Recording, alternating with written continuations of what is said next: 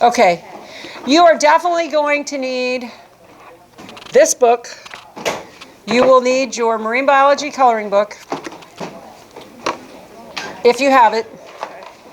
And you will need a piece of paper to do your lab write-up on, you know, the observations, and something to write with. Okay? Matthew David's going to pray for us. Bow your heads, please. Dear Lord, thank you for this day. Thank you for this time that we can learn about God's amazing creation and just protect everyone for this class and everything that happens after it. Amen. Thank you, sir, very much. Okay, so we're not going to do a big review. We're just going to do a review of the marine biology stuff that we've already been doing, so to make sure that you're seeing it and you're getting it, because you're going to need it, because we're going to be applying all this stuff as we go along. Excuse me. Remember, we started with Florida up in the, let's see, I got a picture here. We started up in the Panhandle area. And in the higher areas of Florida, we called those the uplands, remember? And then we worked through those ecosystems. And then we're working our way down, and we worked our way to the beach a couple of weeks ago. The ocean. Right. So we worked our way to the beach a couple of weeks ago. Last week, we just did some basics, because there's a lot of basics we need to know to move into marine biology. Remember, we said marine biology was the study of the plants and animals, but we also have to study something about the physical environment, because the plants and animals depend on the physical environment. The water, salt content, how much oxygen's in the water, how much other gases are in the water, how much food is in the water, etc. Okay, so they interact with those things. So we finally got to the edge of the Florida, and we got to beaches 2 weeks ago, and we saw that there is an extensive continental shelf on the west coast of Florida, not so much on the east coast of Florida, but that actually is the case in other places as well. Well, we looked at the beach. The beach was actually formed, and you're going to tell me, by either wind or waves. So which was the beach formed by, wind or waves? It doesn't. Oh, waves. Water. Waves. Very good. So the dunes are made by wind. Okay. So the dunes are made by wind, and the beach itself is made by the water. Now, as the water makes a beach ridge, which normal people call a sandbar, okay, as it makes a beach ridge in the water, and then the high tide comes in and fills it in with sand, then the island continues to progress out to sea. We said that the beaches were high energy shorelines, where there is more of a slope coming out of the water up to the land. That would make it a high energy shoreline, and that would be where we see beaches. Where we have a low energy shoreline, because there's less slope coming out of the water to the land, then we have two possible low energy shorelines that we see here in Florida. In North Florida, what are these called? When it's grass and water. A marsh, you're close, a marsh. Very good. So these are actual salt marshes or intertidal marshes, okay? And then that's in North Florida. In South Florida, where you have low energy intertidal zones, we have mangrove swamps. Very good. So North Florida, we have salt marshes, and South Florida and the low energy shorelines, we have mangrove swamps. And that would include on the backside, the leeward side of an island, whereas on the windward side, you'd see the beach. On the leeward side, you'd see the salt marsh or the mangrove swamp, depending on where you are. So what did we call this?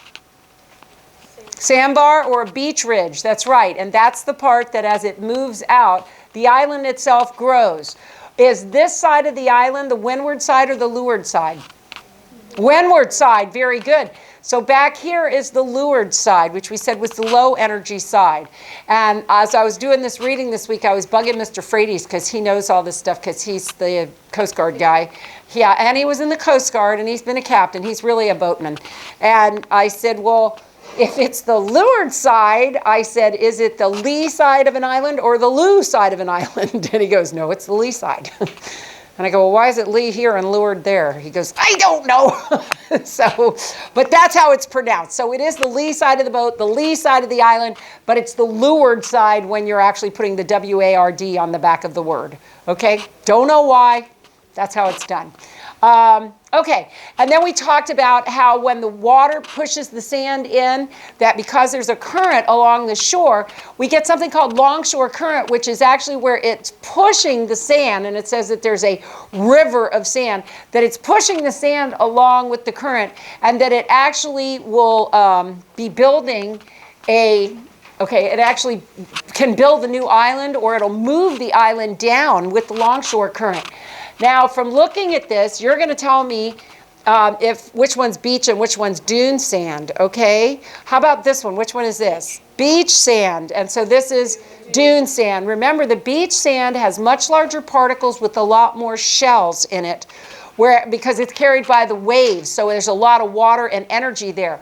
Whereas the dune sand is much finer because it's being pushed by the wind. So the wind is only picking up the finest particles and pushing them inland.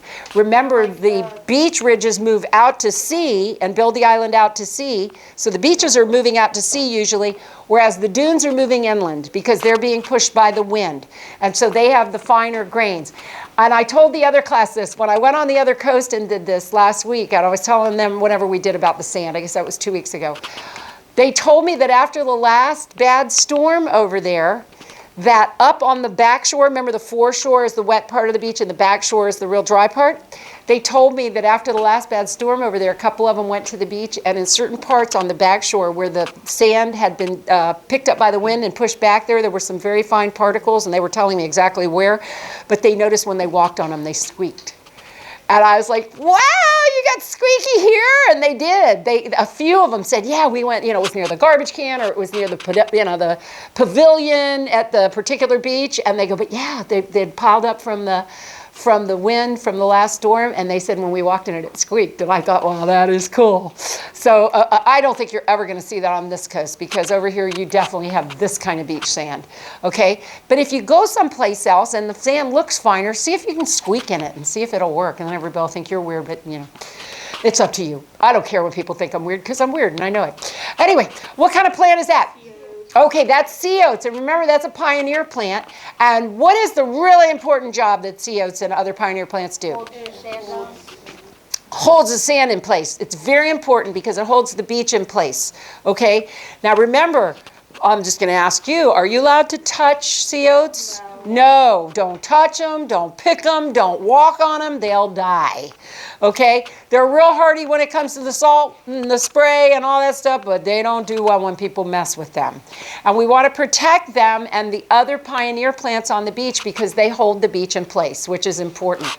So that's very important to us. Now, this portion of the beach down here, that is the hard part because it's wet, so it's easier to walk on because it's wet. What do we call this part of the beach?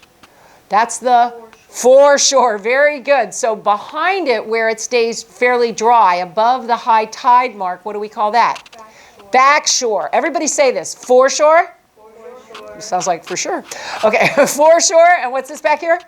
Backshore. Okay, you need to know that. Backshore and front shore. Yeah, well, foreshore. And then what do we call this? Sea rack. Okay, that's our sea rack. Very good. And remember, that sea rack has a lot of food in it. We actually talked about gastropods last week. It was a type of mollusk that has one shell that walks on its stomach, so it's kind of like a snail or a conch or a whelk. And we saw that these were gastropod egg shells, so that's the egg cases that are left behind. And then that these were man-o-wars, and we said to stay away from those. And we're going to study cnidarians soon, and we'll get into them more. Seahorses are in there. All sorts of stuff is in there. A lot of these critters live where the waves come in and go out. Now, tell me something. If you were an animal that lived in this area where the waves are pounding in and out, You need an exoskeleton.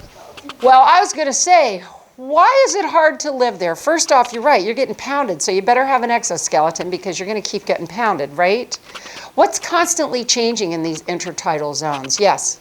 The current. Okay, the water. There's water sometime, there's no water other time. Very good. So the water, there's no guarantee you've got water on you at all times, right?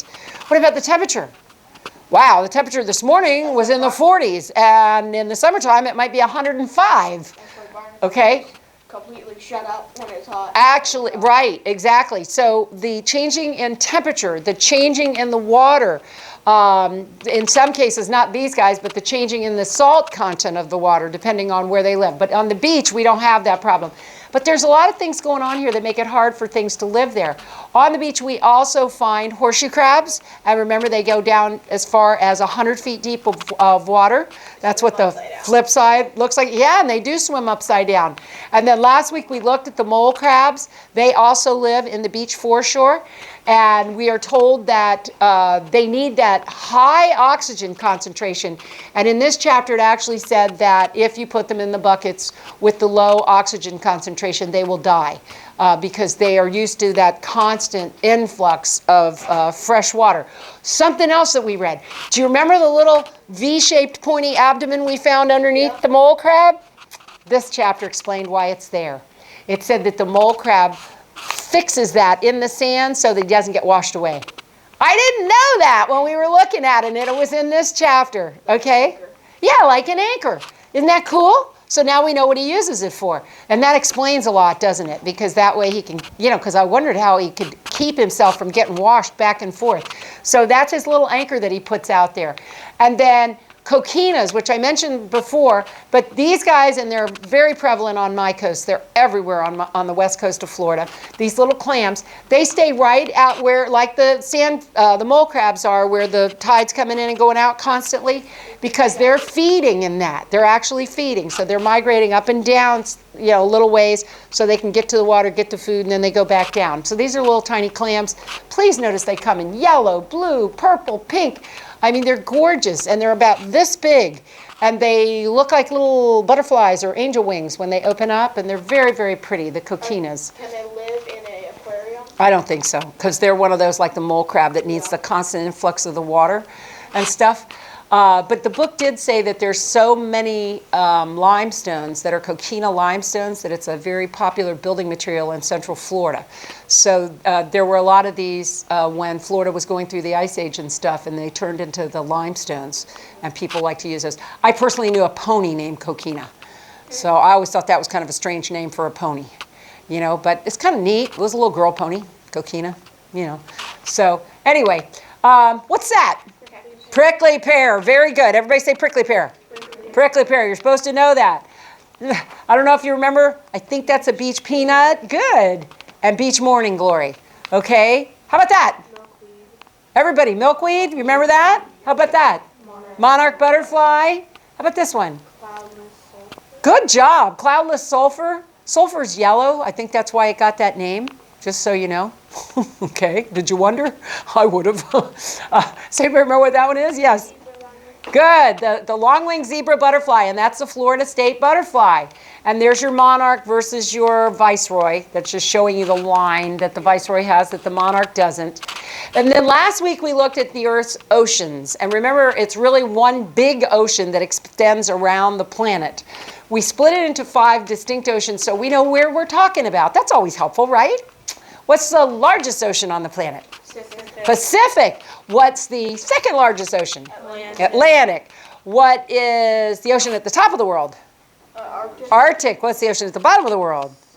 Southern Ocean. Very good. Some people will call it Antarctic, but most people call it the Southern Ocean. And then what's the last one? The Indian Ocean. Very good. Which of the oceans do we have the deepest trench? Pacific. And who knows the name of the deepest trench? Mariana's Trench. Very good. Okay, so the Pacific Ocean has the deepest trenches. And I don't know if I made this clear last week. I did on Wednesday's classes, so I want to make sure I do here. Where we have these ridges, okay, these are the ridges, all right? Excuse me, there's the ridge, and there's the ridge. Where we have ridges, I think I went over this with you. We have the plates actually moving towards, got that backwards, I'm so sorry. We have the plates moving away from one another. And when the plates move away from one another, okay, spreading, what happens is that the Earth bleeds, and as it bleeds it out, you end up with little mountains along the ridge, the spreading area.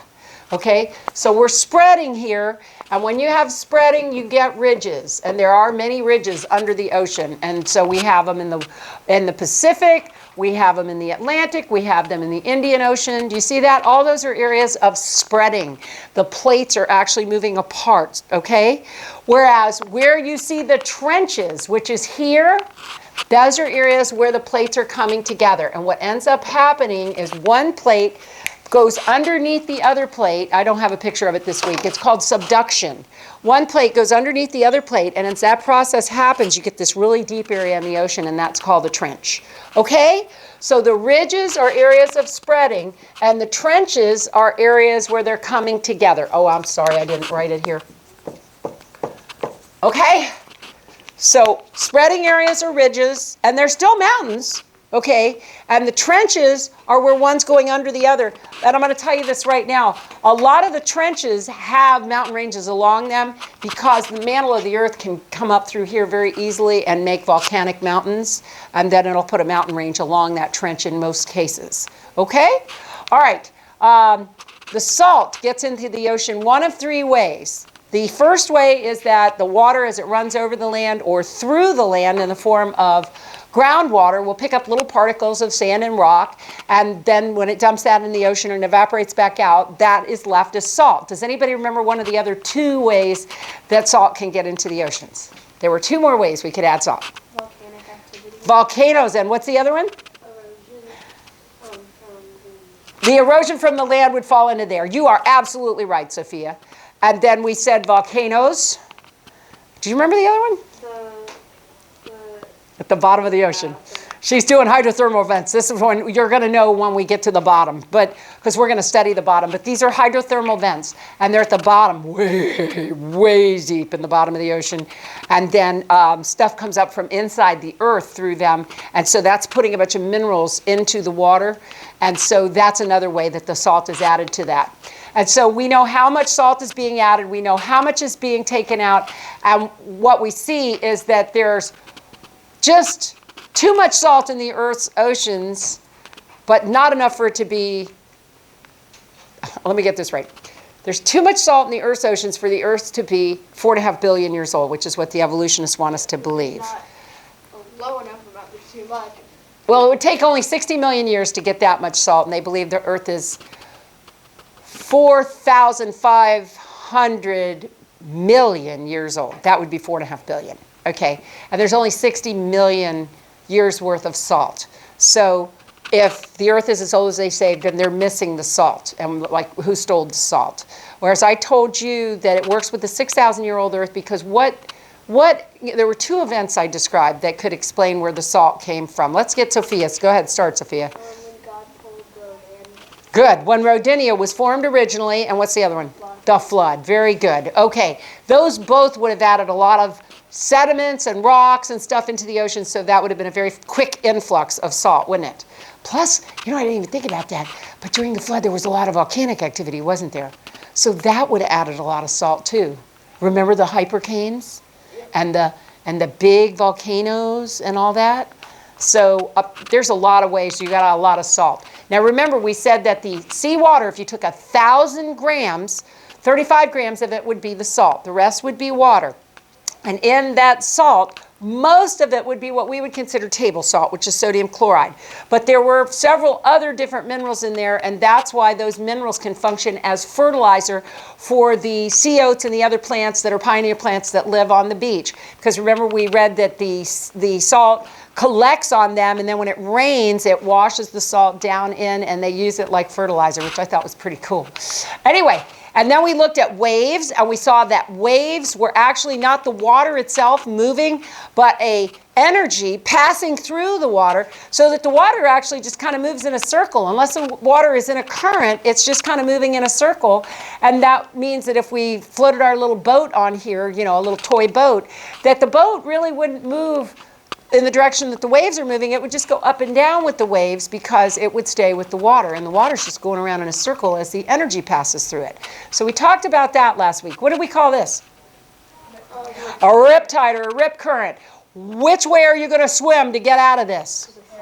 Okay, you're going to go parallel to the shore so that you can get out of the rip current and then swim back in. Be very careful if you see one of these. I don't know about you, but if I didn't know what that was and I saw it, I'd go in it specifically because it looks so calm. And then you get pulled out to sea. So you have to be careful when you see something like this. Don't get sucked in. We talked about erosion, and we said that not only do the beaches erode away, but whole islands move. And this was an example of an island that just moved by over 300 feet. So now this house is in the middle of the water because the island just basically ran away. Okay? I'm telling you. So I know I did it like one little grain at a time, but it did it in not that long. So, I mean, I've watched this happen in my lifetime every summer going out there and seeing it change. So anyway, we talked about the tides. Okay, and I wanted to make sure I did this right, so let me do this with you. Remember that the one side makes the bulge because it's pulled by the moon. The other side has a bulge because of the response to that, and this is how it goes, okay? I hope I didn't say centrifugal force last week, but I went home and I looked it up because I wanted to make sure I was getting it right. And one of the books, your marine biology coloring book, actually called it Centrifugal Force, and I know that's not accurate because I am the physical science teacher and I do teach physics at times, and there is no such thing as centrifugal force, okay, scientifically. There is centripetal force, and I remember it because it's like the pedals on the bike, okay, centripetal force, but centrifugal force, no. So let me explain. When an object, let's say a little airplane that you've got on a string, okay, and here he is. There's the little airplane. You got him on a string. You're here. Because of the string, this little airplane is going to go around in a circle, isn't it? Okay?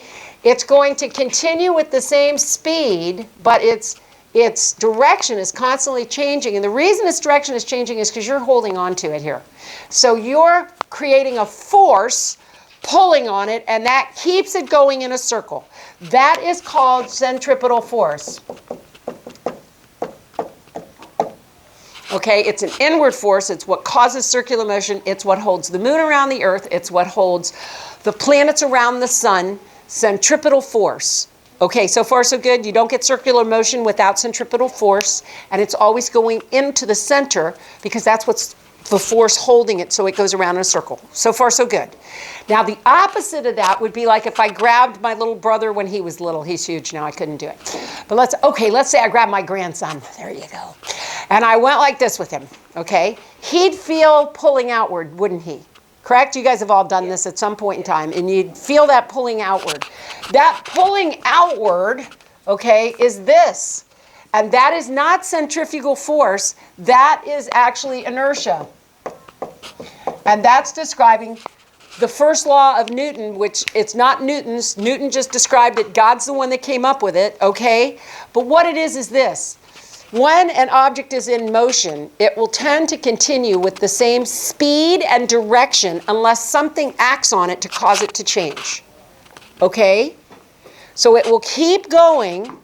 This is the example I gave in the last class, but it's an honest example. My girlfriend used to have a pony that she'd ride. We rode bareback, and inevitably on the way home, she'd want to lope him. His name was Redneck. He was a red roan, so he was like a white pony with a red mane, red tail, and red face and red socks. He was gorgeous, just gorgeous. But, a surly little dude. And she'd go, I'm going to lope now. And she'd start loping, and that pony would find something to spook at, and he'd be at a full run, and he'd just go sideways, and she'd just keep going. And she did this every time we rode. I couldn't understand why she didn't quit running that stupid pony, because she'd end up eating the dirt every time. Okay? But that is inertia.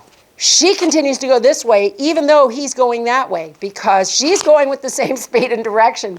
Does that make sense to everybody? It's the same reason when your mom stomps on the brakes and you end up like this. It's because your body is continuing with the same speed and direction as it had before, but now an outside force is acting upon you, stopping you. Okay, everybody's got that. So when the gravity from the moon pulls the oceans this way, you've got this inertia pulling this bulge out on this side. So that's how you get to two bulges. I just wanted to make sure I did that with you correctly, okay? And because you have the two bulges, you have the two skinny areas in between. And when we pass through a bulge, it's high tide, and when you pass through the skinny areas, it's low tide. Now, we went through that last week, and we said that when the sun and the moon are lined up, we get spring tide, which is a higher high tide, lower low tide, okay, because the added gravitational force, and that would be on the new moon and the full moon. And then the other 2 weeks, you have these at right angles to each other, which has actually got the gravity offsetting each other, and therefore you have lower high tides and higher low tides. So in other words, your tidal range is less. Remember, the tidal range is the distance between the low tide and the high tide. And Mrs. Moody was kind enough to look it up for me. It was 4 feet. In Florida, the average tidal range is 4 feet. Remember, in the Bay of Fundy, we said it was 49 feet. So that's a big difference. It's like a 10-time difference, right? Okay, now, this I saw in the, I saw this in the marine biology coloring book this week, and I told Mrs. Moody I didn't know if it was true. Remember, the guy that wrote this book lives in California. So you'll notice that I'll try to tell you, you don't have to read some of the stuff because it's got to do with California. But on the page, you don't have to turn to it, but on plate 3, which is on the tides, okay? And I just read through it because I wanted to see if he had anything that I didn't have.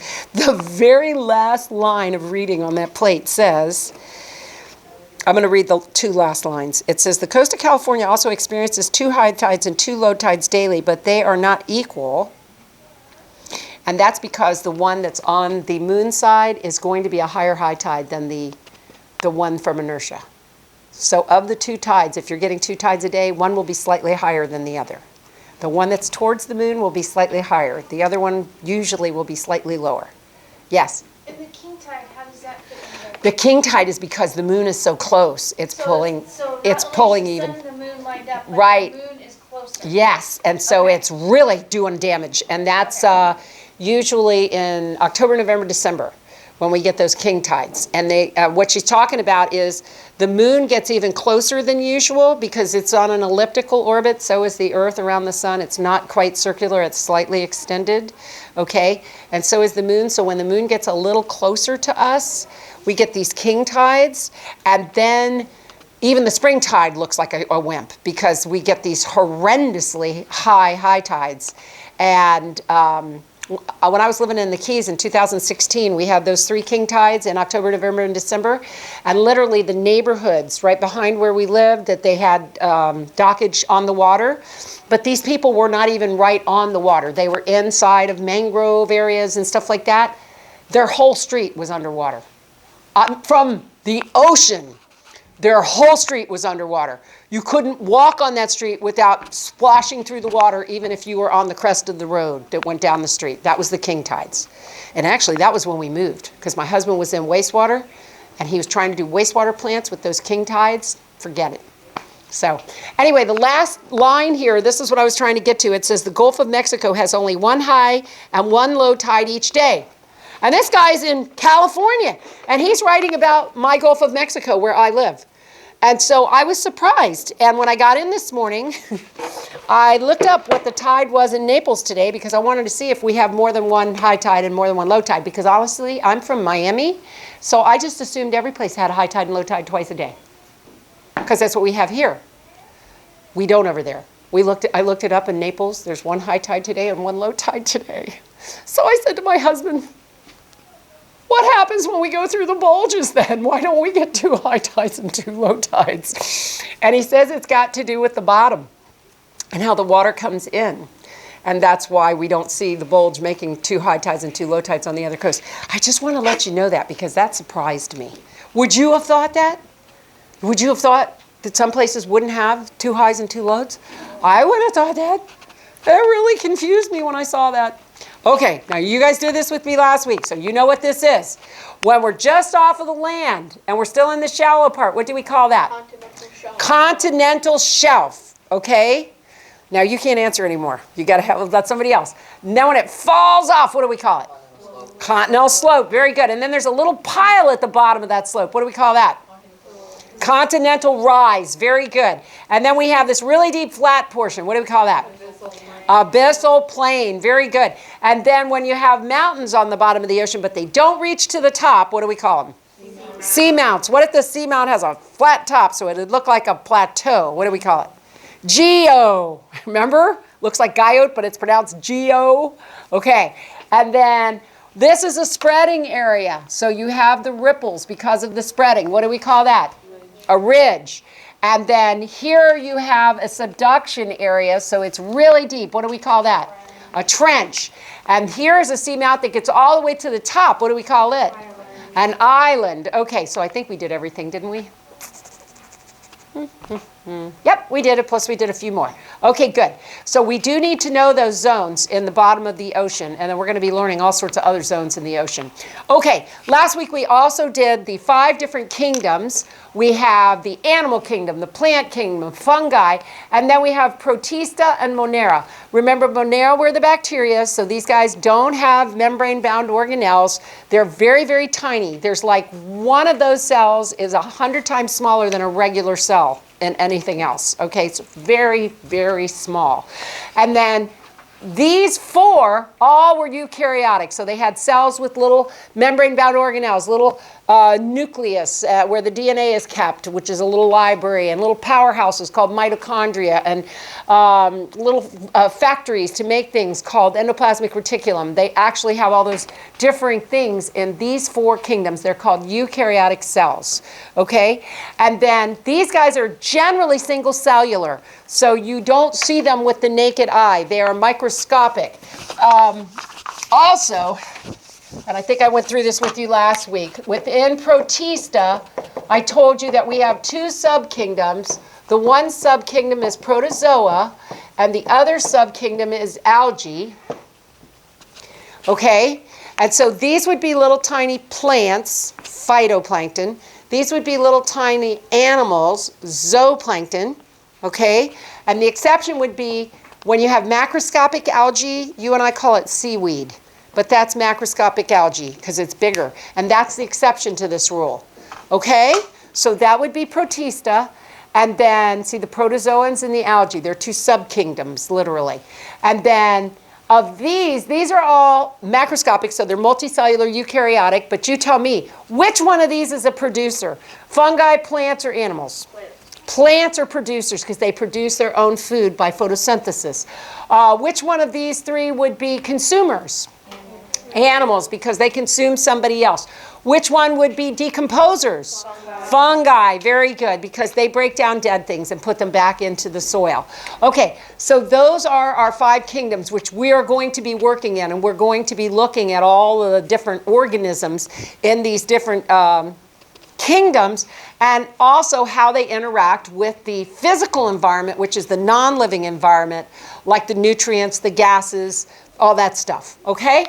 And so within the animal kingdom, we said that some animals had backbones. They're called vertebrates. And then we separate them into their different classes by similarities and differences. And we'll get back to these because we're going to study these in the ocean. We're going to study marine reptiles. We're going to study marine mammals. Why is Nemo green?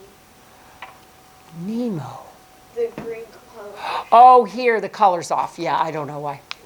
Okay, and then in invertebrates, we are definitely going to be going through all of these annelids, which are worms, arthropods, which are insects and crustaceans, among other things, cnidarians, which are corals, sea anemones, man-o-wars, so they've all got stingy cells. Okay, so we'll come back to that. Echinoderms, which are your starfish, sea urchins, brittle stars. Okay, it means spiny skin. And then soft-bodied animals are your mollusks. We started into those last week, and we'll be looking a little more at some of those today. And we haven't done periphery yet, which is your sponges. Okay, the crustaceans, we've actually already looked at barnacles. We've already looked at a crayfish. We've already looked at the mole crab. All of those were crustaceans. And today we're looking at the fiddler crab. So we really have... Crustaceans are lovingly known as the bugs of the sea. And there's a lot of bugs. That's really what it gets down to. I don't like the 6-foot Japanese spider crab. Oh, they can get, I think they can have 12-foot spans because their feet can be 6 feet. He's talking about the Japanese spider crab, which is a crustacean. It's the largest crustacean. And it's got, what it's got is really long legs. Its body's only about this big, but it looks like a spider because it's got these really, really long legs. Go on land. Well, but then think about it. If you're a person that likes to eat Alaskan king crab or one of those, that's what you're eating is these long spindly legs. And so with this, dude, you could have a Super Bowl party. You know what I'm saying? That's a lot of leg, isn't it? 6 feet in each direction. That's a lot of leg on one crab. Anyway, okay, so there's a lot of different types of crustaceans, and we'll deal with a lot of those. You do need to remember that the face end is anterior, the back end is posterior. The fin, if it's on the back, is a dorsal fin, like a shark, right? The dorsal fin, so it's the dorsal side. And then the belly side would be the ventral side. There'll be slight variations to that when we get to starfish, because they have an oral side, which is where their mouth is, and an arboreal side, which is the one away from their mouth. Okay, but really their mouth's on the ventral side and their arboreal side is on the dorsal side. Do you see what I'm saying? But we'll add to that as we do our marine biology thing. With the crustaceans, remember now, in arthropods, all arthropods have an exoskeleton. It's made of chitin, so it crunches if you step on it or peel the shrimp, okay? I don't mean to be gross, but you know, that's how you can experience chitin. They have jointed legs. They have segmented bodies so that they can move because it's like they're living in a coat of armor, all right? And so if it's a insect, it's got 3 body segments. It's got a head, a thorax, and an abdomen. And then with the crustacean, they put the 2, the head and the thorax together, and the Latin word for head is cephalo. So it's a cephalothorax, head, chest. That's what that word breaks down to, head, chest, cephalothorax. Okay? And then the abdomen, once again, is this tail. The covering over the cephalothorax is called the carapace. You guys all dealt with that last week when you looked at the mole crabs and at the, well, we've seen it with the barnacle. We opened up its cephalothorax, didn't we? Okay? So, so that we could see its little jointed legs. Anyway, and then remember the cheliped is what the claw's name is. What do we call the little legs underneath, underneath the abdomen? Swimmerets, and then go ahead, Donovan, what are the other ones? These underneath the carapace or underneath the cephalothorax are called walking legs. And then remember we saw that these walking legs actually had little claws on them also. These, even though they break into 2, they're not claws, they're called biramus limbs, which branch into 2 at the end, and these would be on your swimmerets, maxillopedes, uropods, and the antenna.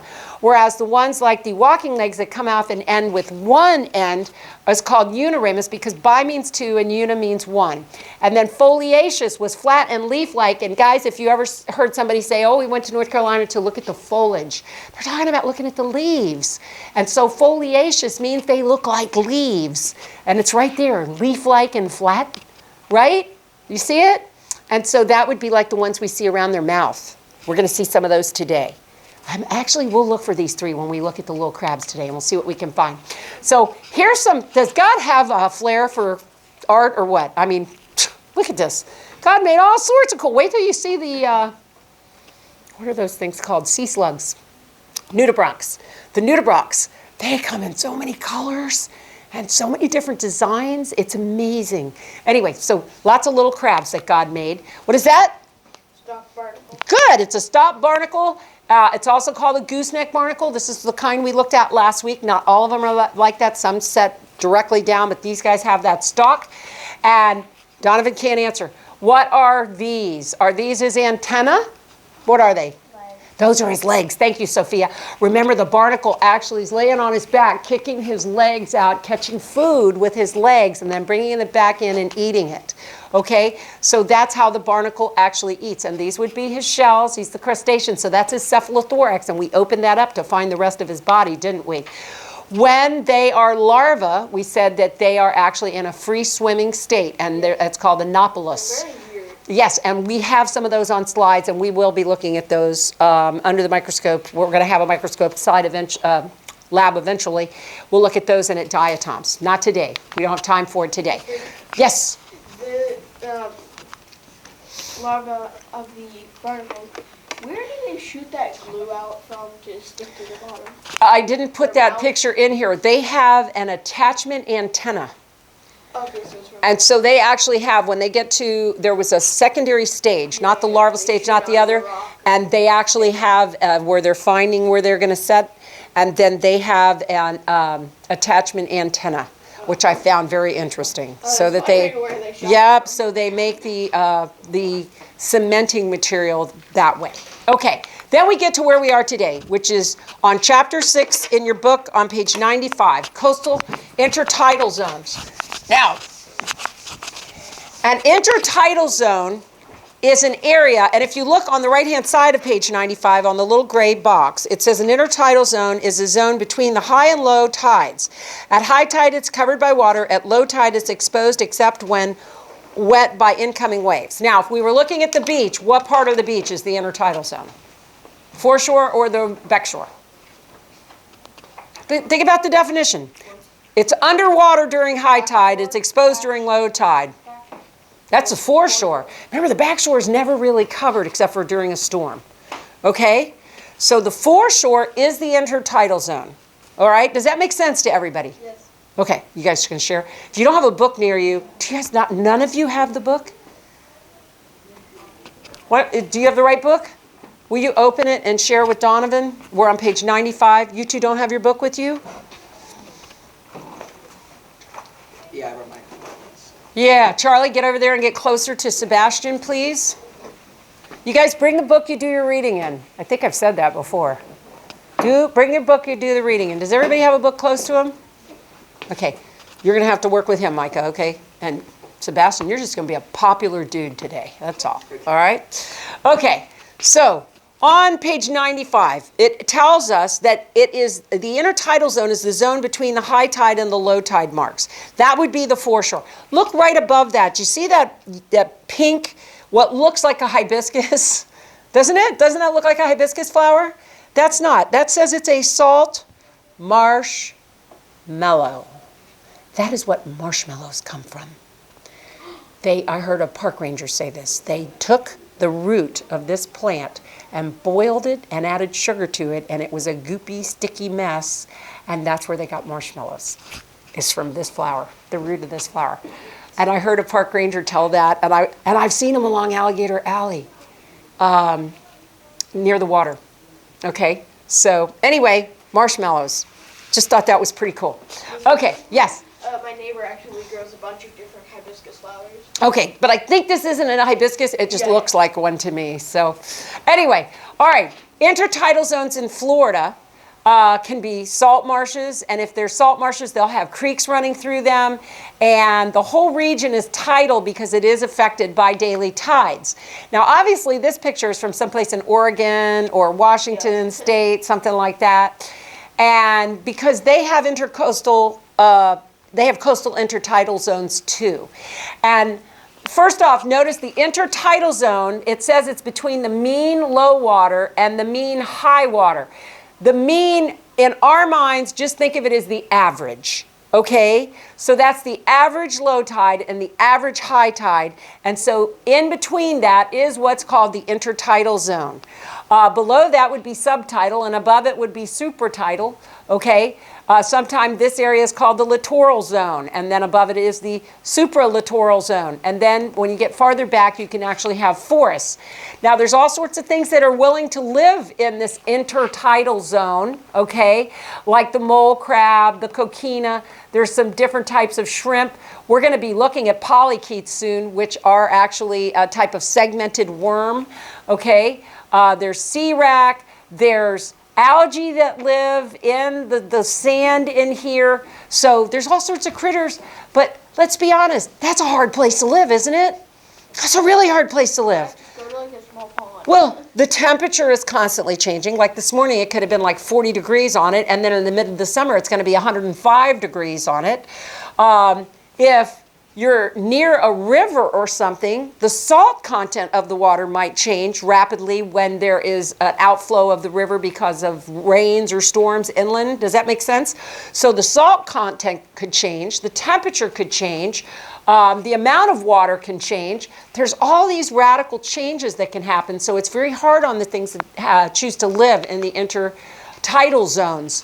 Now, I found this interesting. I got this off of the internet, and it was talking about soft bottom intertidal zones. And it said specifically that in North America, they're dominant on the East Coast and the Gulf Coast. So on the West Coast of the United States, they have more hard bottom intercoastal coastal intertidal zones. Whereas on this coast, the East Coast, we have more of the soft bottoms. And I don't have pictures in here of the hard bottoms because I'm focusing on Florida. But remember, this guy lives in California. And if you have this book and you turn to page plate 4, okay? Plate 4 is talking about tidal zonation patterns. And on the picture, on the right-hand side, notice you have the different littoral zones. And I want you to notice that this is your intercoastal area, so it's where the tides go up and down. But it's showing you all the different forms of life that are in these different zones on the rocky shore. Okay, now flip the page. Just go to page 5. Here you actually have the rocky shore itself, and the water is the lower portion. I want you to notice there's sea urchins, there's sea anemones. Right above the water line, there's a thing called a chitin, which is a little crustacean that looks like a, I'm trying to think here if he's a crustacean or a mollusk, because he's got a soft body and a hard shell. So he's probably a mollusk. Anyway, it's like a little snail that he attaches to the rock, and when the tide goes out, he will attach himself so tightly to the rock that he holds the water in so he can breathe until the water comes back. No, I'm talking about this chitin. C-H-I-T-O-N. He is right here in the picture. Okay? That's a chitin. All right, and then if you go up to the top, up here, these are limpets. Yeah, up here are limpets. They do the same thing, and we have those in Florida. Now, where do we see them? We don't have a lot of rocky shores, do we? You know where? In the Keys, we have some areas that there are rocks exposed at the intertidal zone, and you will see some of these things. Go ahead and turn the next page. The next page shows you the tide pools in these rocky areas. Once again, now you at least see a fish, because fish can't live where this is being washed back and forth so hard. But in these little pools, they can. And once again, you see sea anemones and crabs. Those are starfish. Those are the kind of areas, brittle stars, the kind of things that live in there. Flip to number 7 now. Number 7, you guys actually read for school this week. That was your, or colorized it. That's your salt marsh. And notice very different types of plants and animals that live in there. Very different ecosystem. And turn to page 8. These guys would be what we would call macrofauna. Okay, and it's in fauna. Remember, well, we'll get there in a minute. We'll get there in a minute. So I'm gonna leave that for right now. Okay, so we already talked about the tides. So this shows you at high tide, there's no land showing, but at low tide, look at the flats. Okay, and on a spring tide, this will be even, the tide will be even lower, and there'll be birds everywhere feeding out there because twice a month they can get out there and just pig out, because the water level is so low and the animals that live there can't get out of there very easily. This is showing you a rocky shoreline with an actual intertidal zone in a rocky area. This is showing you what it looks like underneath the water. But look at that picture and tell me why we know that's not in Florida. Mountains? Thank you. There are mountains in the background. We do not have mountains in Florida. Maybe those are crash dumps. No, those are mountains, definitely. And I was telling the other class, one of my favorite movies, my family's, one of our favorite movies is Fool's Gold. And that's supposed to be filmed in Key West and down in that area in the Caribbean and in Key West. But when they're in Key West, there's mountains. There are no mountains in Key West, which means most people just aren't sharp to that. And my husband and I love the movie, but we watch it and go, that's not Key West. And if you watch the end, they filmed it in New Zealand. So that's why they have mountains. But Florida doesn't have any mountains, so we will not see that. And that way you can look and kind of identify. And Mrs. Moody brought up in the other class, the original Florida seal actually had mountains in it. And then they went and got the mountains out of there because there are no mountains in Florida. So I'm glad they did that. These are different zones in the ocean where different living things are. And right now we're strictly looking at the coastal intertidal zone, and then we'll get back to looking at these other zones. Now this is on a rocky zone like you were just looking at in your book. So the intertidal zone would be here. Beneath that, where it's always underwater, then you would have some of your permanent seaweeds. That looks like a stone crab to me, your lobsters and stuff like that. In the intertidal zone, this is where the water goes in and out. So here they got to be tougher. It's got to be barnacles, hermit crabs, sea anemones, starfish, and that kind of thing. And then up here, this is actually called the splash zone. It's not underwater, not even in the high tide, but it will be splashed with salt water. And up here we find the limpets, which are those little guys I was telling you about that attach, and if you flip it over, it's a little snail in there. And then above that, you see periwinkle snails. And we've got periwinkle snails in our salt marshes over here, so we're going to look at them more in just a minute. This is a flat. Now, I didn't tell you this yet. In South Florida, the intertidal zones in South Florida tend to be mangrove swamps. The intertidal places in North Florida tend to be salt marshes. Okay, so that is South Florida coastal intertidal zone. I'm going to get it. Coastal intertidal zone. And then this would be North Florida coastal intertidal zone. Okay? And the book actually said in North Florida, remember, we have high energy shorelines on the parts where the slope is great and low energy shorelines where the slope is very mild. We're told in the Big Bend region of Florida, where a lot of these are, that the tide, the waves coming in as the tide will be less than 2 inches and it'll go in for 4.5 miles. And then there's other places that said in citrus counties, the tide will go in 7.5 miles. And just this little bitty amount coming in. And that's because of the bottom and that it's so flat going out. Okay? So remember, salt marshes in North Florida and mangrove swamps in South Florida. The salt marshes have plants that are more like desert plants. We call them succulents. And let's see if I missed anything. Hang on. We already did those. Let's see. We did that. We did that. Why don't you go ahead and turn to page 101. It's got the plants. Yep, page 101. It's got the plants. Okay. So, it's interesting to me that this is not focused on Florida, and so it says here that these salt marshes are actually all the way along the eastern coast, from New England all the way down to Florida, and they're most extensive in the Carolinas and Georgia. So those are your salt flats. The book talks about zones in the marsh. The low marsh is the part that's actually underwater and not underwater with each tide. So we would call that the real intertidal area. Behind that is the high marsh, and the book said it could only be an inch or two higher, but totally different plants that grow there because they are usually not underwater once or twice a day. Okay, so that would be the high marsh. When you see this, that stands for mean low water. This stands for mean high water. So it's showing you where the tidal range is in this particular environment. So this is showing you salt marshes, and this would be your low marsh, and then where it's a little higher, it's your high marsh. And you can see the difference in the vegetation, can't you?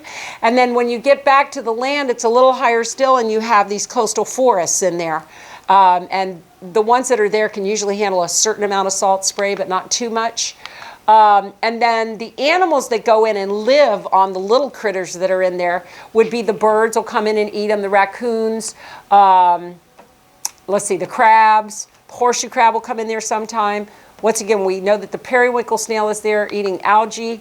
And then in the actual sediments, in the mud, there are little critters that live there. And let's see, if you're on page 101. No, you're not. Yes, you are. You're on page 101, right? Turn to page 103, please.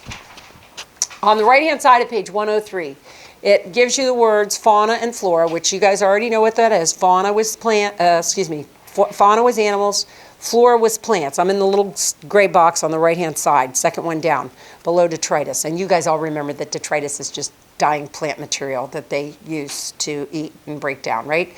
Okay, but notice the word in fauna. So fauna, we said, was the animals, and you put the word in front of it, it means fauna that lives in the mud.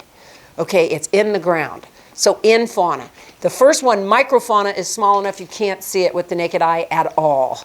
Meiofauna is slightly larger, so you might be able to see some of it. And macrofauna you can see. And what's not there is megafauna. Megafauna would be like oysters and clams and things you can see very easily. Okay? So that is a saltwort. That is one of those succulent plants. Once again, they have the really thick, fleshy leaves that can hold the water, kind of like a desert plant, and that's why they can handle the salt. What do we call that if that's on the beach? Sea rack, right? Isn't that sea rack? You see it? Well, in here, they just call it tidal rack because it is all the dead pieces of the plants, but this is in the high marsh, so this came up with a really super high tide or a storm, and it deposited all that tidal rack, which is the same as sea rack, right there. And then when the tide went out and it doesn't come back into that area, except for during storms, it got left behind. And the problem is then that will kill the grass and stuff underneath it, and eventually all of it will die that's right there under that, and then it'll turn into a salt area because the salt water has evaporated off of there and left the salt behind, and that will make it a salt barren. That's what they're usually called when that happens.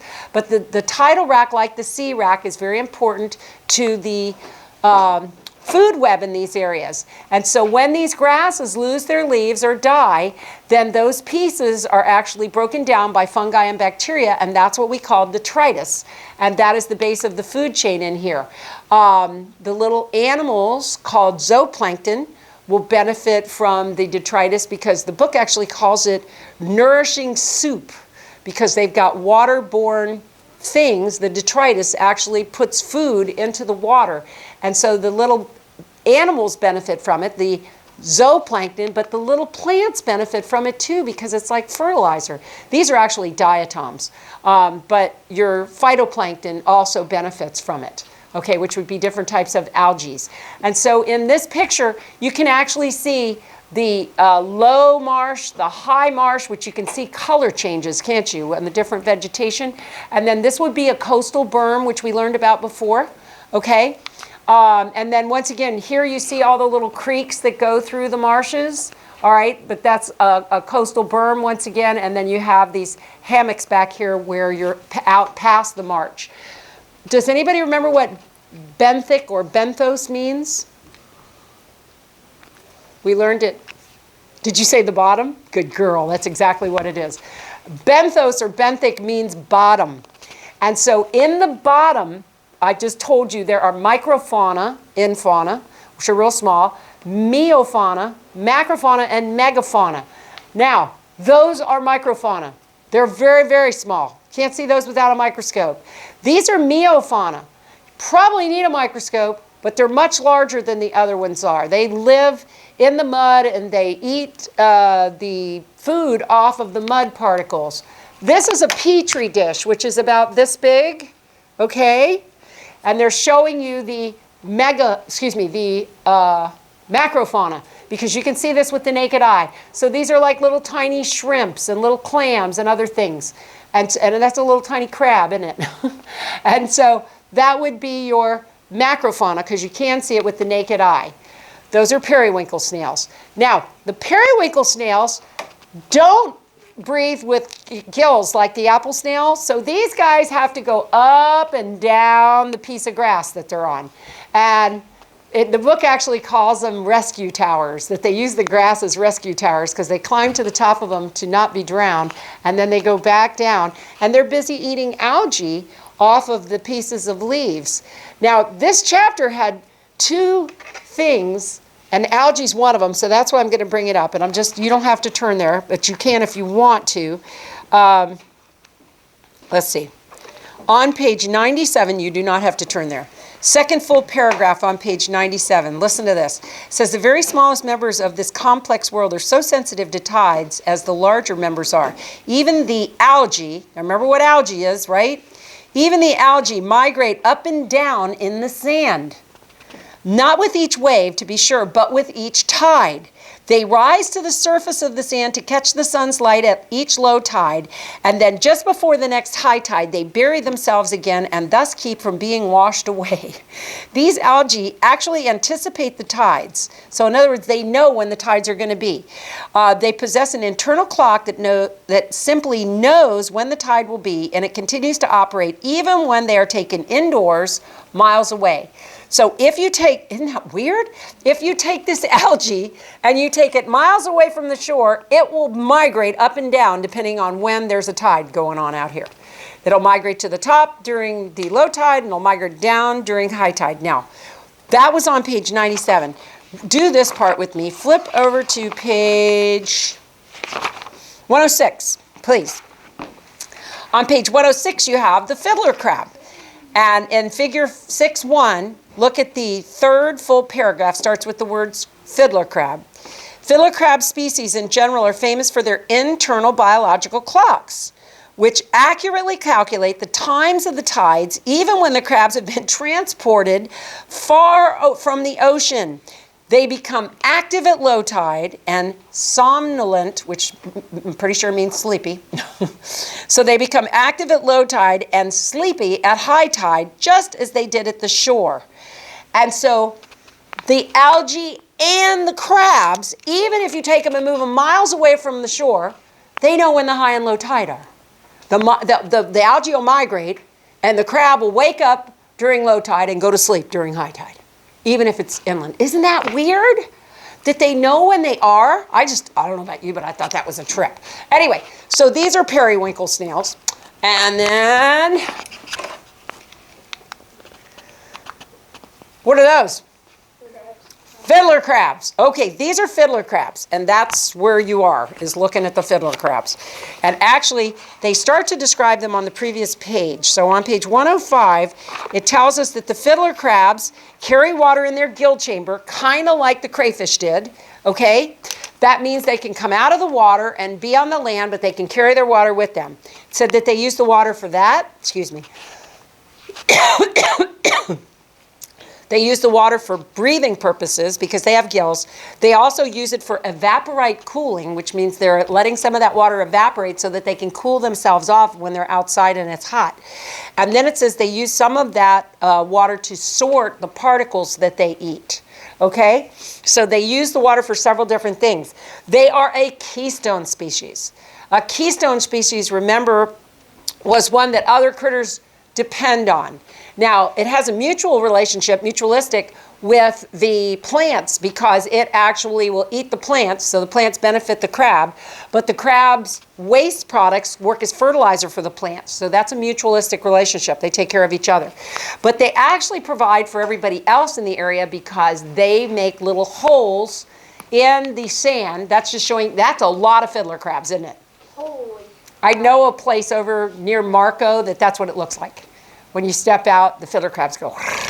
It's kind of like a bad movie where you step and they move. It reminds me of the movie Mummy. I hate to say that, but it's just where you step and they go. It's kind of creepy. Anyway, so these are fiddler crabs. The fiddler crabs make their little burrows, and they can be between ½ an inch to 3 feet deep, which is amazing. But they eat particles that are in the sand, and then they don't eat the sand. So they put the sand in these little round balls, these pellets. These are not fecal material. These are sand that's left behind. And the book said that when tide comes back in, it'll break them back down and it'll put them back out. But in the process, the fiddler crabs are actually turning the top ½ inch of the entire marsh once a year. So the entire marsh is being turned over. And the soil is being aerated, which means air is being put into it. And the book said that there would be a layer of algae across the top if the fiddler crab wasn't there busy turning it, because in the process of turning it, some of that algae is dying and going in and acting as nutrients, and then some of it is still at the top. So that's one more of the things that the fiddler crab does. It also is a food source. What do you think might eat a fiddler crab? Birds, for sure. Fish. People will actually use them for bait.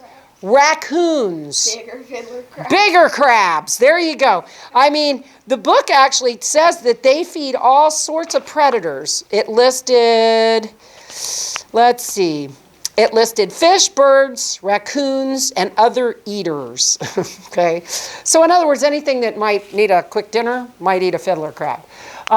So these guys, can you tell me a land animal that aerates the soil and turns the soil that we talked about? Back on land, there was one little animal that actually goes in and it turns the soil. I didn't hear what you said, but no, that's a good guess, though. That's a good guess, because they do actually make burrows. Earthworm? Earthworms, very good, earthworms. And the only reason I brought that up is because I thought it was pretty interesting that God has one on the land and he has one at the edge of the water too, to do the same job. Because the earthworms couldn't handle this, could they? So the crab, like the earthworm, has a very important job of turning that soil. Anyway, when you see the larger claw, that's the male, and the smaller claw is the female. And you know what? We are going to go ahead and do a observation. That one has a bigger left claw. It's a lefty, and there are some with the bigger right claws, a righty. Go ahead and put your book away, but get out a piece of paper because we're going to do our lab now, okay? There we go! Okay. When you hear me talking, please stop and look up here because I'm not done teaching you about fiddler crabs yet, so let's go through a few things. Please notice I have two of them here. I have a male and I have a female, okay? The male is much larger. He's got a much larger claw on one side. Now please notice, look at this. He's got a claw on both sides. There's one and here's one.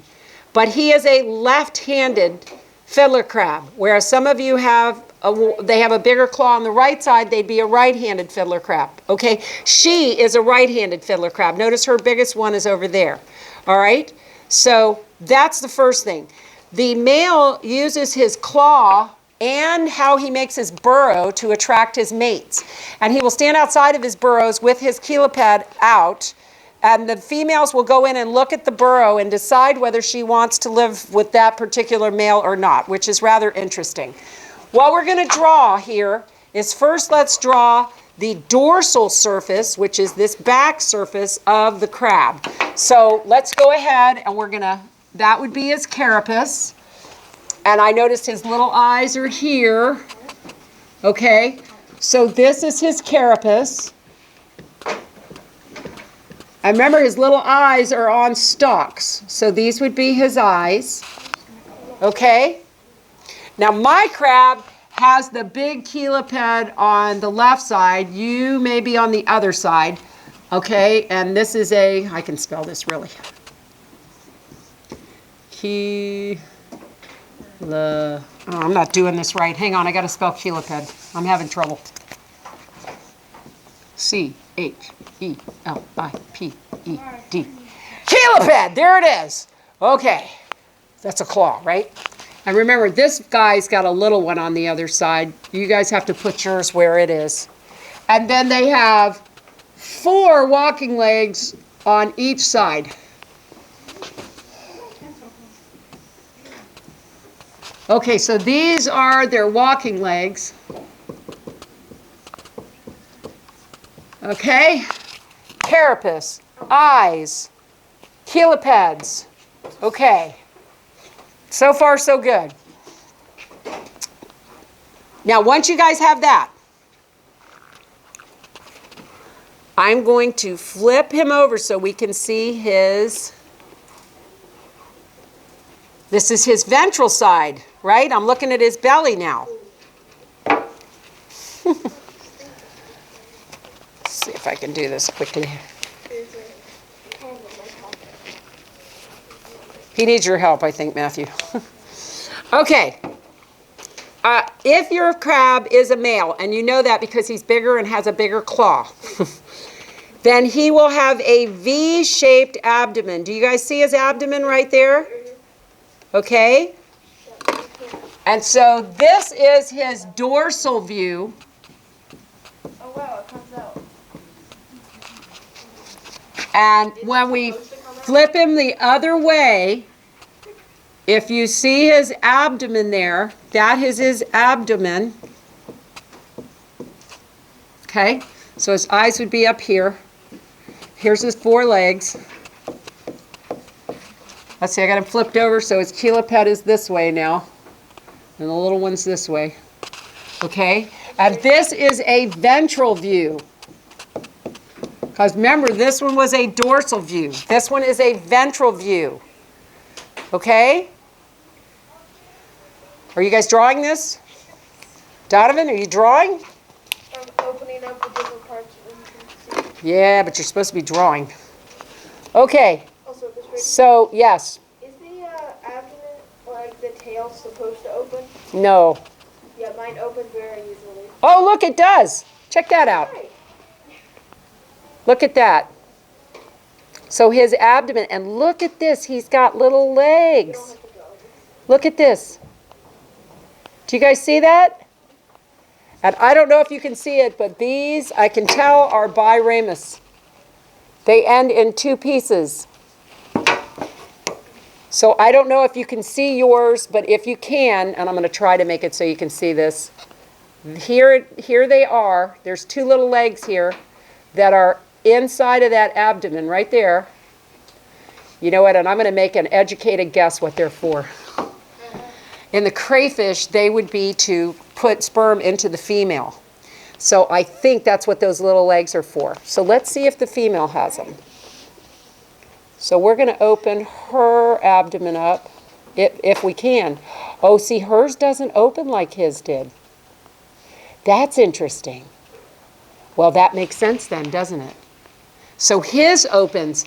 You guys that have a male, use your thing and see if your abdomen opens easily. And if you have a female, don't break her, but see if that opens. Mine does not open at all on the female. Okay? So actually on this view, you may want to go ahead and put a secondary one where the abdomen's open and the male's got two little legs right there that are biramus legs, doesn't he? I know that's a really weird picture. Okay, we're not done yet though.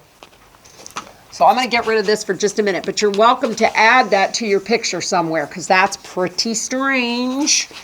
Now, if you have a pin, go ahead, and I'm going to try to do this so you guys can see it. He's got mouth feet. Do you guys see right here? Do you see the mouth feet? In here, I'm going to turn him so you can maybe see it better.